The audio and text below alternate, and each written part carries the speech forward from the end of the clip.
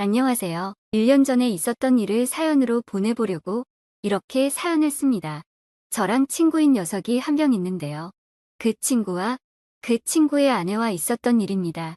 한창 코로나 바이러스 때문에 밖에서 술을 마시거나 각종 모임을 하기가 껄끄러울 때 있었던 이야기입니다. 아무래도 영업시간 제한이 있어서 밖에서 술을 마시기가 어려웠잖아요. 지금은 조금 완화가 됐긴 하지만 언제 또 영업 제한이 걸릴지 모르겠네요. 아무튼 그런 영업 제한 때문에 편하게 술 마시기도 어렵고 그래서 친구네 집에서 술을 마셨습니다. 그 친구는 저와 군대 동기에다가 5년 전 전역한 이후에도 꾸준히 연락하고 지낸 매우 가까운 사이입니다. 저와 친구는 군대 전역 후에 빨리 취업을 하게 됐고 각자 여자친구가 있어서 빨리 결혼까지 하게 됐네요. 그래서 어린 나이에 집안의 도움을 많이 받아서 빨리 결혼을 할 수 있게 됐고 지금은 나름대로 행복한 가정을 꾸리고 살고 있습니다. 저와 친구가 친한 사이였기 때문에 친구의 아내도 제 아내와 무척 가까웠습니다. 우리는 서로의 집을 오가며 부부 동반 모임을 즐겼지요. 함께 여행도 많이 가고 캠핑도 몇 번 갔습니다. 그렇게 가깝게 지내다 보니까 뭘 하더라도 같이 하게 되는 경향이 좀 생기더라고요. 그러던 어느 날 제가 친구 아내에게 느껴서는 안 될 감정을 느끼게 된 계기가 있습니다. 스스로 생각해도 참 한심하고 위험하다는 생각이 드는데 그때는 참으로 모든 게 혼란스러웠습니다. 문제의 발단은 한 달 전 저녁이었습니다. 우리 부부와 친구 네 부부가 백화점에서 쇼핑하다가 우연히 서로를 만났고 함께 쇼핑을 하다가 저녁까지 먹게 된 겁니다. 백화점은 해운대 센텀시티에 있는 신세계 백화점이었는데 거기에 음식점이 많이 있거든요. 워낙에 백화점이 크다 보니 쇼핑하는 데에만 엄청난 시간이 걸렸고 발도 아프고 해서 따로 어디 가지 않고 백화점 안에 있는 식당가에서 함께 저녁을 먹으며 여러 대화를 이어갔습니다. 식사를 거의 다 할 때쯤 친구의 아내가 잠시 화장실에 다녀오겠다며 급히 일어서더군요. 그렇게 5분쯤 지났을 때 마침 저도 화장실이 급해 겸사겸사 일어났죠. 밥 다 먹고 운전도 해야 하는데 본격적으로 운전하기 전에 깔끔하게 화장실 다녀오는 게 좋잖아요. 그런데 화장실을 가던 중 통로 앞에 넘어져 있는 친구의 아내를 본 겁니다. 저는 화들짝 놀라서 친구의 아내에게 달려가 왜 그러냐고 물어봤는데 여기 청소를 해서 그런지 바닥이 너무 미끄러워서 넘어졌다고 하더라고요. 근데 다리가 아픈지 끙끙거리면서 제대로 일어서지를 못했습니다. 그래서 발목이 너무 아프다며 일단은 근처의 의자로 친구의 아내를 옮겼습니다. 저는 친구에게 전화해 지금 재수 씨가 발목을 삐어서 편한 신발을 신어야 할 것 같다며 차에 가서 편한 슬리퍼 같은 신발이 있으면 가져와 달라고 말했고 친구가 올 때까지 일단 응급처치를 해야겠다고 생각했습니다. 발목 쪽을 만져보니 통증을 너무 강하게 느끼길래 일단 신발을 벗자고 말했습니다. 그렇게 친구의 아내 신발을 벗기는데 저도 모르게 시선이 친구 아내의 발과 다리로 향하더군요. 제 아내보다 하얗고 일자로 예쁘게 뻗은 그녀의 다리는 저의 시선을 완전히 사로잡았고 그녀의 예쁜 발이 꼼지락 거리는 게 너무 눈에 들어오더군요. 발도 정말 작았습니다. 그 작은 발이 너무나 귀엽더군요. 저는 친구 아내의 다리를 보면서도 안 된다고 생각했으나 자꾸만 몹쓸 눈길에 평정심을 잃었습니다. 아프냐고 물어보는 걸 핑계로 저는 그녀의 발과 다리를 주물럭거렸습니다. 그렇게 발목과는 상관없는 곳을 계속 손으로 주무르다 보니 친구의 아내가 이제 좀 그만 만지면 안 되냐고 하는 겁니다. 그래서 저는 당황하며 그런 게 아니라 혹시나 다른 데가 또 아프지 않을까 해서 그렇다며 말도 안 되는 변명을 늘어놨습니다. 그러자 친구의 아내는 피식 웃으며 예뻐서 그렇게 만지는 거 아니냐며 웃음을 보이더군요.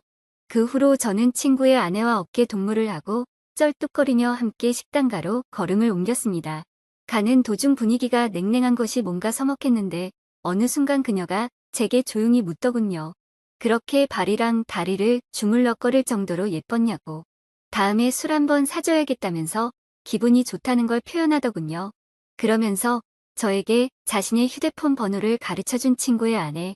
얼떨결에 저는 친구 아내의 핸드폰 번호를 땄습니다. 친구는 어떻게 된 일인지 저희에게 물었습니다. 화장실 앞에 청소를 해놔서 그런지 물이 흥건했는데 구두를 신고 있어서 미끄러진 것 같다고 말했습니다.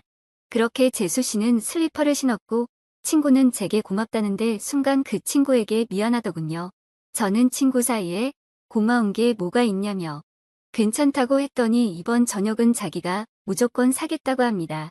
화장실에 다녀온 저는 다시금 후식을 먹기 위해서 숟가락을 들었고 제 아내와 친구 아내와 함께 즐거운 대화를 이어갔습니다.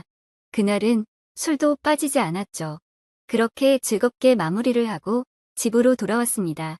그 뒤로 3일 정도가 지났을 때 이상하게 자꾸 그녀가 생각나서 결국에는 연락을 해봤습니다. 발은 괜찮냐고 병원 안 가봐도 되겠냐면서 그런 시시콜콜한 문자를 주고받았어요. 각자 배우자도 있는 사람들이 이게 뭐 하는 짓인가 싶겠지만 무언가 서로에게 끌려가고 있다는 게 느껴지는 그런 기류가 있었습니다. 그렇게 우리는 일주일 넘게 배우자 모르게 서로의 연락을 은밀히 주고받았습니다. 어쨌건 그렇게 연락을 좀 하는데 친구 아내가 저에게 매우 적극적이라 혼란스러웠습니다.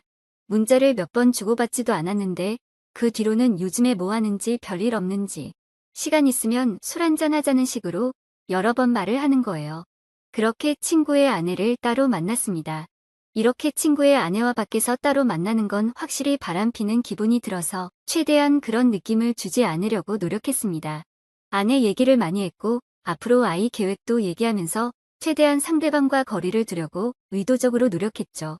그리고 서로의 대화가 한창이던 때 느닷없이 뭔가가 제 아래를 덮친 겁니다. 그녀의 발이었습니다. 이제 좀 발이 괜찮아졌는지 그녀는 제 다리 사이로 발을 넣어 발가락을 현란하게 움직이기 시작했습니다. 너무 어이가 없고 이 사실이 믿기지 않더군요. 그녀를 마주보고 대화하던 제 얼굴은 크게 일그러졌고 친구 아내는 저를 보며 도발하는 눈빛을 날렸습니다.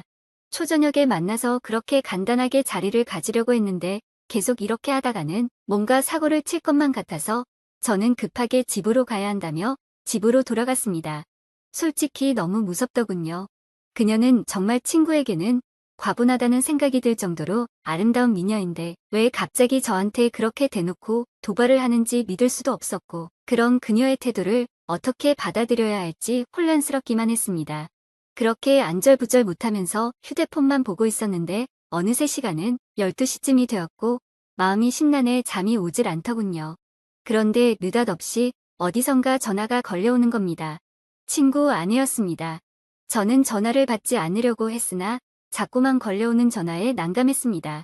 제 아내는 이 야심한 밤에 누구냐며 짜증을 냈고 저는 회사 상사 전화라며 거실로 나와 걸려오는 전화를 속삭이며 받았습니다. 이렇게 늦은 시간에 왜 자꾸 전화하냐고 말했습니다. 그러자 한동안 말이 없던 그녀는 남편이 오늘 급하게 출장 때문에 지방으로 내려간다며 우리 집으로 오라고 하더라고요. 저는 가지 않겠다고 대답하고 전화를 끊었지만 마음이 너무 혼란스러웠습니다. 사실은 미치도록 가고 싶었습니다.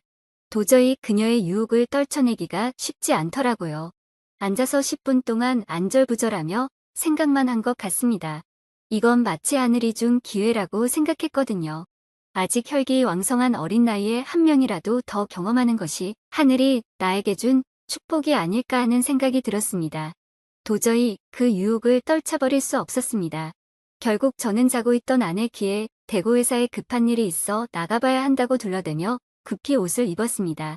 그렇게 집에서 나온 저는 친구네 집으로 향했습니다. 친구의 집 앞 대문에 서서 가만히 있었습니다. 항상 이곳에 올 때면 친구가 저를 반겨줬는데 오늘은 친구가 아니라 친구의 아내가 저를 반겨주겠다는 생각이 들더군요. 한편으로는 마음이 참 씁쓸했습니다. 그렇게 집으로 들어가 현관을 지나 거실로 들어서니 촛불이 켜져 있었고 와인까지 준비되어 있었습니다. 그 광경을 보고 저는 정말 두근거리더라고요. 옷을 거의 반은 벗은 채 있었던 친구의 아내 뒷모습을 보고 이렇게까지 마음먹고 바람을 피려고 하는 저 여자의 정체가 도대체 뭔지 궁금했습니다. 만반의 준비를 하고 친구의 남편을 꼬시는 여자가 정상이라고 생각이 들지 않았거든요. 저는 일단 경계하는 자세로 그녀와 이야기를 이어나갔습니다. 그녀의 이야기를 들어보니 충격적인 사실을 한 가지 알게 됐습니다. 자기가 지금 이러는 이유는 자신의 남편이 먼저 바람을 폈기 때문이라는데요. 남편은 어느 순간부터 출장을 굉장히 많이 가기 시작했고 그런 남편이 의심스러워서 남편의 휴대폰을 조금씩 봤다고 하더라고요. 근데 남편의 휴대폰에는 직장 동료와 주고받은 연락이 상당히 많았는데 그중에 몇 명의 후배와 나눈 연락은 느낌이 많이 달랐다고 합니다. 심지어 한 명의 후배와 바람을 피운 게 아니고 여러 명의 여자와 동시에 바람을 피우고 있었던 겁니다. 그러니까 그렇게 출장을 핑계대며 항상 외박을 했던 것이었어요.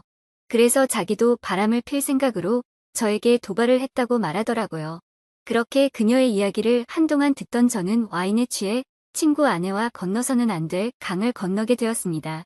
이렇게 아름다운 여자와 사랑을 나눈다는 게 저에게는 정말 꿈만 같은 시간이었습니다. 정말이지 행복하더군요. 저는 주체할 수 없는 사랑을 듬뿍 주었습니다. 짧은 시간 동안 무려 3번 사랑을 나눴죠. 간만에 뜨거운 관계를 나누니 슬슬 배가 고프더군요.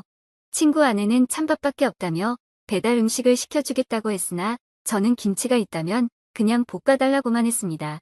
음식 투정 부리지 않고 잘 먹는다면서요. 그렇게 저는 친구 아내가 만들어준 볶음밥을 먹었고 딱히 약속하지는 않았으나 그 뒤로도 친구 아내와 깊은 감정까지 주고받았습니다. 그렇게 몇 달이 지나고 여름 휴가를 받게 되는 날이었습니다.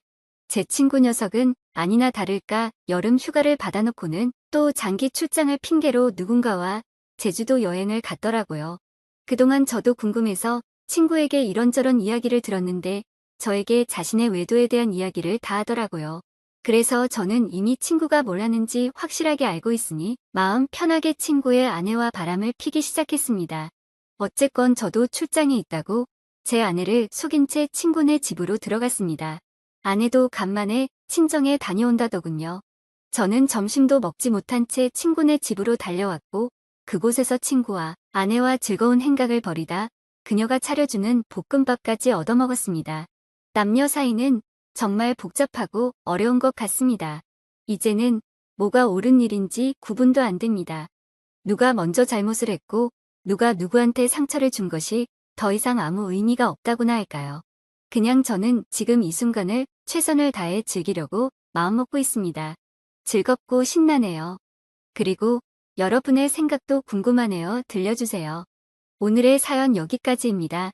지금까지 읽어주신 모든 분들 감사합니다. 구독과 좋아요, 알림 설정 눌러주세요. 그럼 모두들 행복한 하루 보내세요.